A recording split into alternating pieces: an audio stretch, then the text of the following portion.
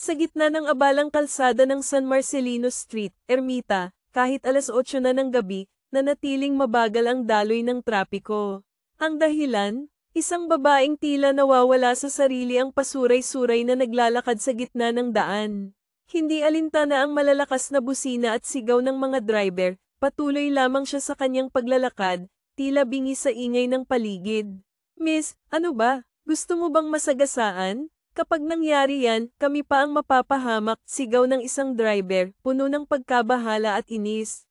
Napansin ng driver ni Alejandro, si Mang Fernando, ang kakaibang kilos ng babae.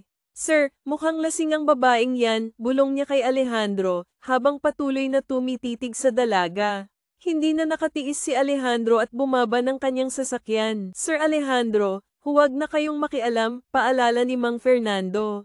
Nako, baka mapahamak pa tayo. Dati na akong nagtrabaho sa isang amo na mahilig sumaklolo sa mga ganitong sitwasyon. Ayon, napangasawa niya ang babaeng tinulungan niya. Mawawalan na naman ako ng trabaho. Ngunit hindi pinansin ni Alejandro ang babala. Mabilis niyang nilapitan ang dalaga na tila hindi alintana ang panganib ng kalsada. Miss, ano ba ang ginagawa mo? Gusto mo bang magpakamatay? Tanong niya, puno ng galit at pag-aalala. Isang driver ang sumigaw mula sa kanyang bintana, "Shota mo ba yan?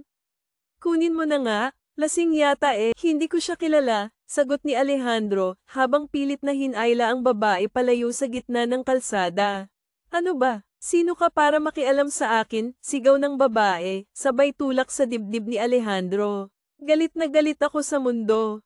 Kaya ako naglasing dahil sawa na ako sa mga boss kong walang kwenta. Teka, kaya ka ba nandito para magpakamatay? Hindi mo ba naiisip kung anong mangyayari kung masagasaan ka? Hindi lang buhay mo ang mawawala, kundi pati ang katahimikan ng mga taong mapapahamak dahil sa'yo, sermon ni Alejandro, habang hawak pa rin ang palso ng dalaga. Ang mga mata ng babae ay unti-unting napuno ng luha. Bakit ba? Wala namang nakakaintindi sa akin. Wala na akong pakialam, ngunit sa kabila ng kanyang galit at lungkot, naramdaman niya ang tunay na malasakit sa mga salita ni Alejandro. Sa gabing iyon, sa kabila ng ingay ng kalsada, isang estranghero ang nagbigay ng liwanag sa kanyang madilim na mundo. Teka, sino ka ba? Bitawan mo nga ako, galit na sigaw ng babae habang nagpupumiglas upang makawala sa pagkakahawak niya. Ngunit sa halip na bitawan, mas hinigpitan pa ni Alejandro ang kanyang kapit. Matatag ang kanyang mga hakbang habang dahan-daang hinayla ang dalaga papunta sa gilid ng kalsada. Sa wakas, unti-unting bumilis ang daloy ng trapiko, at nagsialisan ang mga sasakyang kanina pa naipit sa lugar. "Pakialamero ka," bulyo ng babae, halatang lasing, habang papalapit ito sa kanya na tila may balak. Sa di kalayuan, tahimik na nakamasid si Mang Fernando ngunit hindi napigilan ang magkomento. "Nako, sir. Kita ko na ang ganitong eksena," sigaw nito. "Hahablutin niya ang suit jacket mo, tapos susubsob yan sa katawan mo. At ang malala, baka susukan ka pa." Napailing si Alejandro sa narinig ngunit hindi niya maitatanggi na mukhang ganoon na nga ang mangyayari.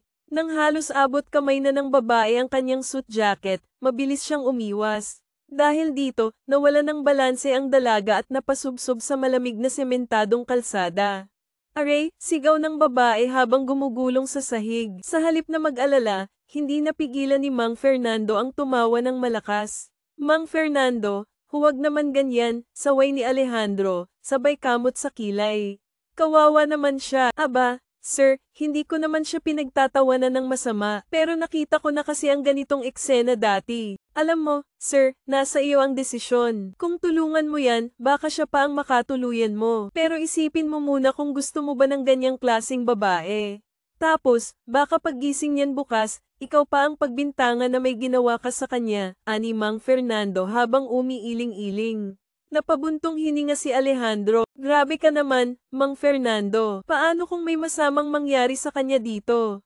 Malapit pa naman sa bar, baka may mapagsamantalahan sa kanya. Sige na, tulungan mo ako. Iuuwi ko na lang siya sa bahay." "Naku, bahala ka, Sir Alejandro. Pero tandaan mo, binalaan kita. Baka mamaya, mawala na naman ako ng trabaho dahil dyan," sabi ni Mang Fernando habang patuloy sa pag-iling.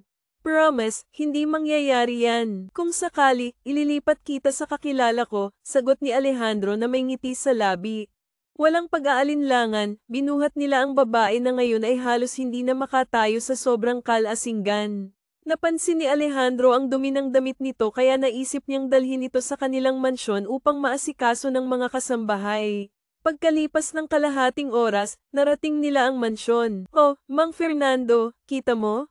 Hindi magkakatotoo ang hula mo. Dito ko siya dinala sa mansyon, kaya malabo na makatuluyan ko siya, biro ni Alejandro. Sana nga, sir. Sige, mauna na ako, sagot ni Mang Fernando bago bumaba ng sasakyan. Si Alejandro naman ang nagmaneho papasok sa mansyon. Binuhat niya ang babae papasok sa bahay, kung saan agad siyang sinalubong ng kanyang ina.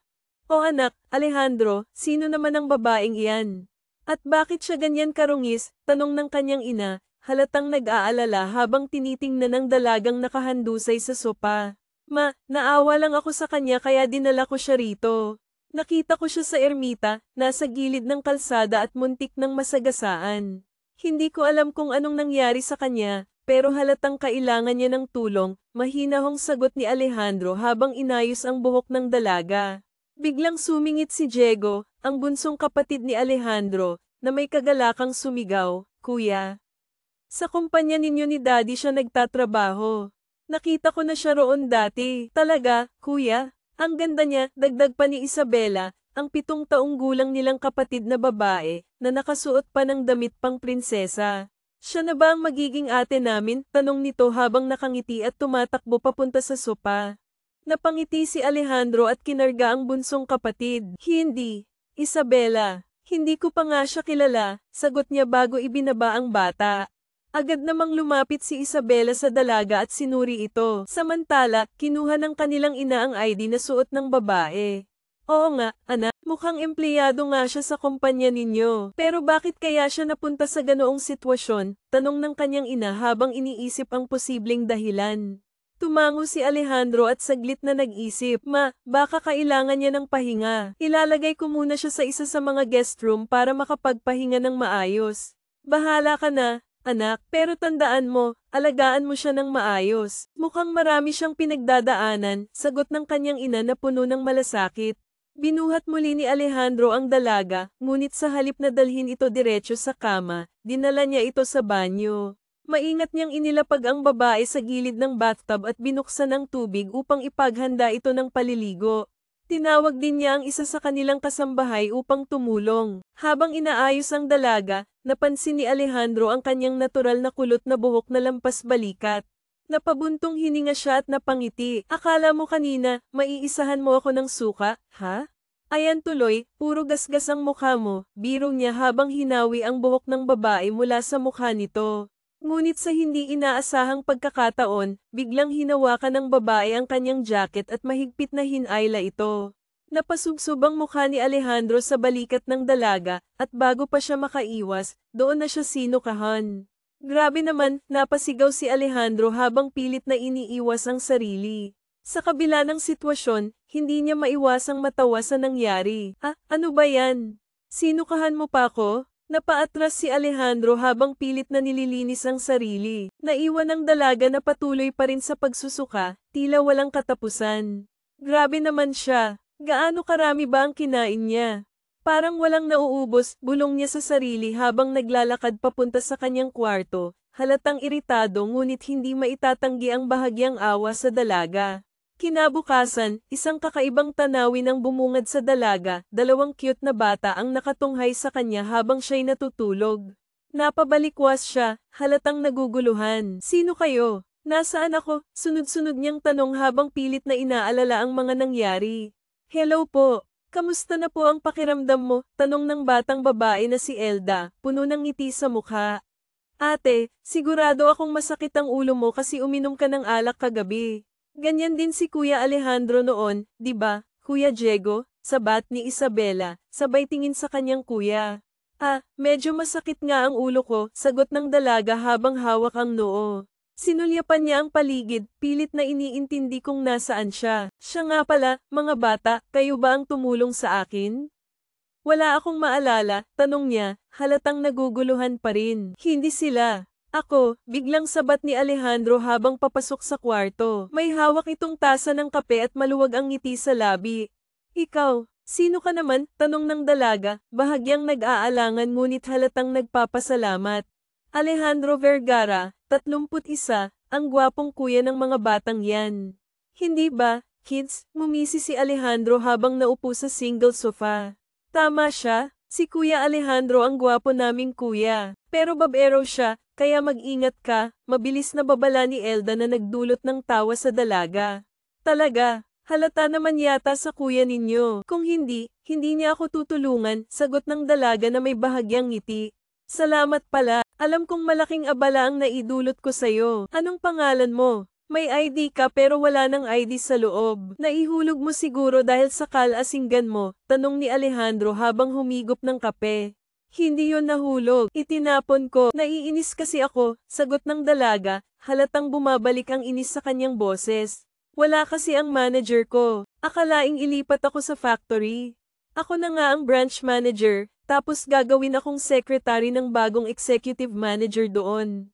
Ah, ganun ba? Eh bakit naman ayaw mong maging secretary ng bagong executive manager sa factory? Tanong ni Alejandro, halatang interesado. Paano naman? Hindi ko naman kilala yung mga tao doon. At saka, yung executive manager na yon, bago lang din. Sabi pa ng source ko, magiging CEO daw siya balang araw. Kaya nga ayoko siyang makatrabaho, pasinghal na sagot ng dalaga. Napakamot siya sa kilay habang bahagyang tumabi ang ulo, tila hindi maunawaan ang nais iparating ng dalaga. Ano bang problema mo sa ganon? Hindi ko talaga makuha, tanong niyang may halong pagtataka. Napangiti ang dalaga at bahagyang natawa bago siya tinanong. Ano nga bang pangalan mo? Muling usisa niya, kasabay ng isang magaan na ngiti. Catalina Mendoza, 25, mabilis na sagot nito habang nagtatangkang tumayo. Ngunit nang makalapit sa malaking salamin, napansin niya ang kakaibang suot niya. Kita niya ang buong katawan niya sa refleksyon, at agad siyang napakunot noo. Nasaan ang mga damit at gamit ko? Tsaka, anong oras na pala? Tanong niya, halatang nag-aalala. Napatingin siya sa relo at nanlaki ang mga mata. Calm down. Linggo ngayon. Nakalimutan mo? Kalmadong sagot ng binata. Hay, mabuti na lang. Akala ko talaga late na ako. Ayoko pa namang nakakaltasan ng sweldo, bulalas niya, halatang nakahinga ng maluwag. Bakit? Kapag late, may bawas ang sweldo. Ganon kahigpit sa kumpanya niyo, tanong ng binata, pilit na itinatago ang ngiti. Hindi niya ipinahalata na siya ang tinutukoy nitong magiging bagong executive manager. Sa isip niya, tila may kakaibang koneksyon sila ng babaeng ito. Naalala niya tuloy ang sinabi ni Mang Fernando.